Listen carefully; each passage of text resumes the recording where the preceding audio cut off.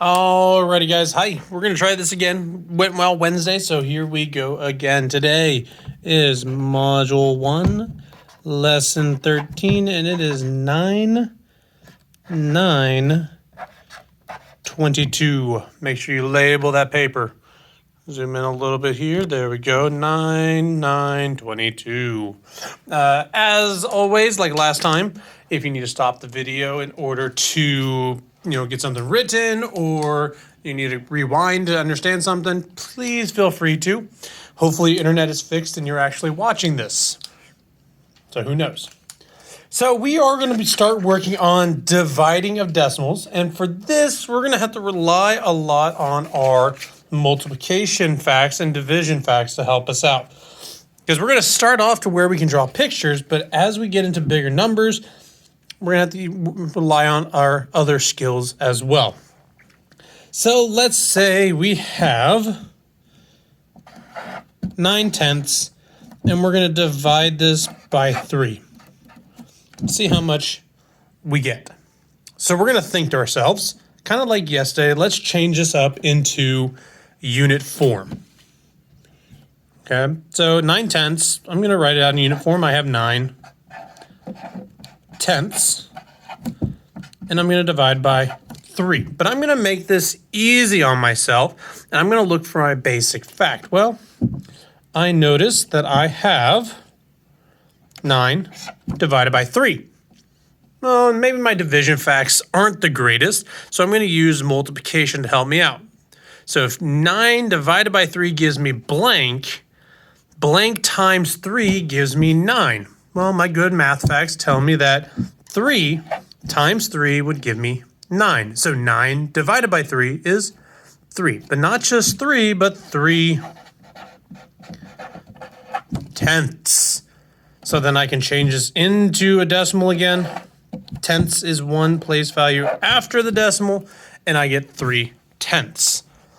So I can say that 3 groups of 3 equals 9/10.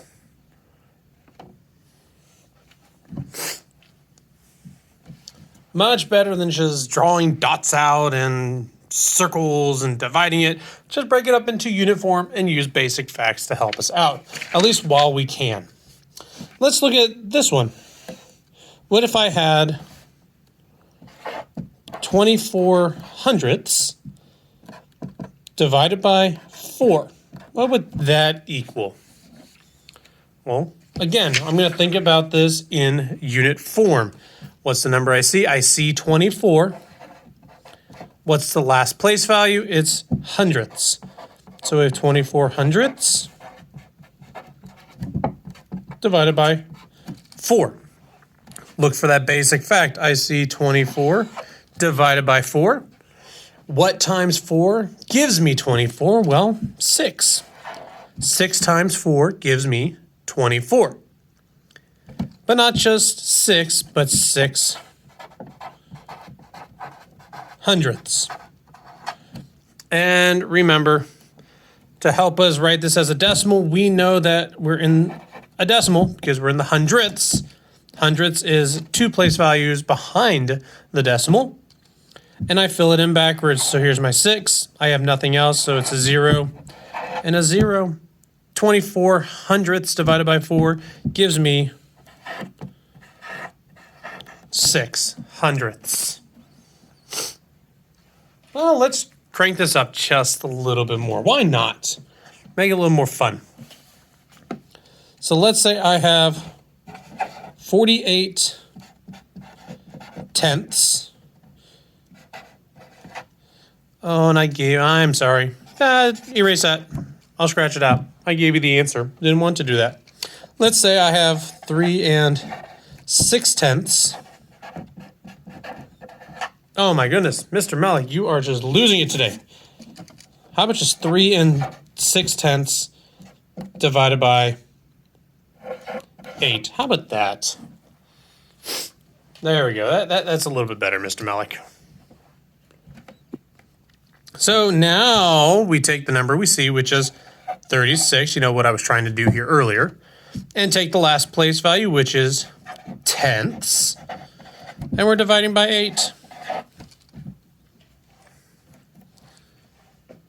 So now we go our basic fact, 36 divided by 8,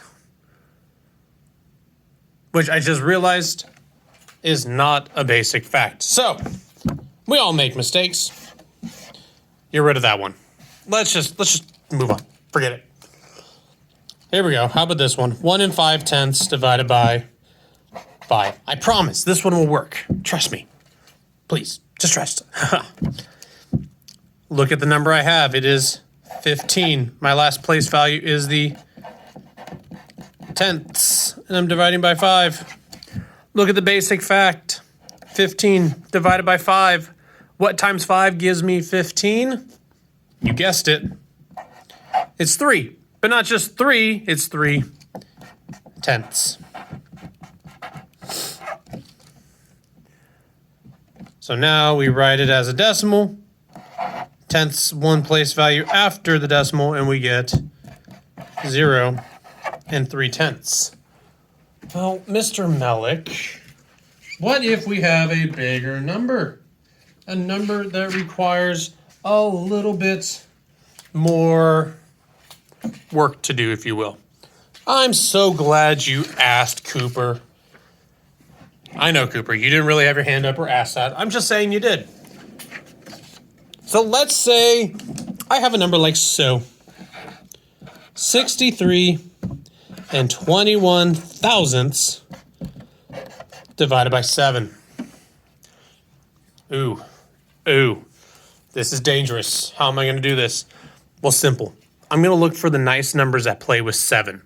In this case, I know 63 plays really nice with 7, and so does 21. So I'm going to put a little dash line here, and I'm going to think about splitting it right here. Not splitting, but splitting up by the place values. So I look, what number do I see? I see 63. What is its last place value? It's in the ones. Come over here. I know I'm in the decimals, even though I kind of covered up the decimal. The number I see is 21. What's the last place value I see? Thousandths.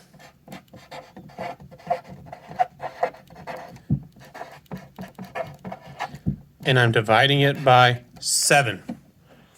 I see some basic facts, so let's start with our biggest place value, 63 divided by 7. Well, 63 divided by 7 is, I don't know.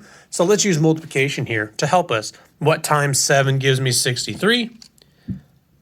It's 9, but not just 9, but 9 ones. So we're done with 63 ones. The other basic fact I see is 21 divided by 7.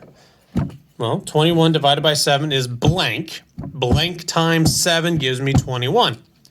And that's 3. But not just 3, 3 thousandths. Now I can write this into standard form. So I know I have a decimal. I know I have a ones place. I know I'm in the thousandths, so that's 1, 2, 3 place values afterwards. And now I'm going to fill it in with what I have. I have 3 thousandths. I have 9 ones, no tenths, no hundredths. So my answer is 9 and 3 thousandths. So now we have the idea of what to do. So what I want you to do is go ahead and open up your binder to page 198. 198. If you need to pause me while you guys get there, please do that. Meow. But here we are, page 198. And we're going to look at 2A here. And we're going to work our way through this. So we have 4 and 2/10 divided by 7. Make sure you're doing this with me. We're breaking it up into tenths. So what's the number I see? I see it's 42. So I have 42 tenths divided by 7. Looking for the basic fact now. I have 42 divided by 7. And that gives me how many tenths? Well, 42 divided by 7 is meh. Meh times 7 gives me 42. It's going to give me 6. So 42 tenths divided by 7 is 6 tenths. 6 tenths as a decimal is going to be 6 tenths.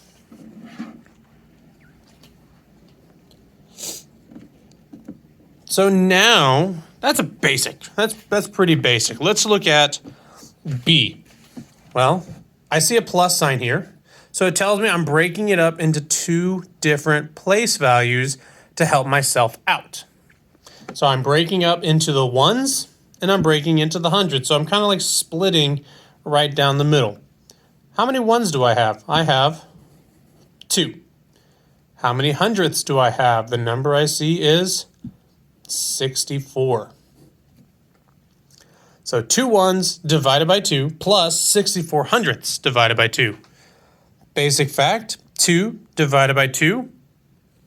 What times 2 gives me 2? It is 1. So I have 1. And now I need to worry about 64 hundredths divided by 2. Well, divide it up. 2 goes into 6 3 times. 2 goes into 4 2 times.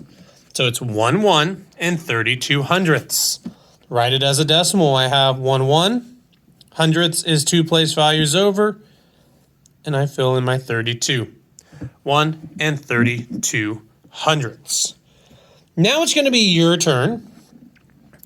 With your team or a partner, however your guest teacher or Miss Lewis decides to do it, totally up to them. We are going to work on 2C. Okay, with your, you know what, let's just go shoulder partner. Work with your shoulder partner and your team on 2C. When you have that done, go ahead and come back to the video to check it out. Pause as you need. All right, so you probably took about 5-10 minutes, something like that, and you're ready to go to check the answer on this. So let's look at it. 12 and 64 hundredths divided by 2. Well, I'm breaking it into the ones and I'm breaking it into the hundredths. So if I move everything down to the ones, I have 12 ones. And how many hundredths will I have? Oh, looky there, I have 64 again. Well, that's helpful. I already did that math. That'll help me out.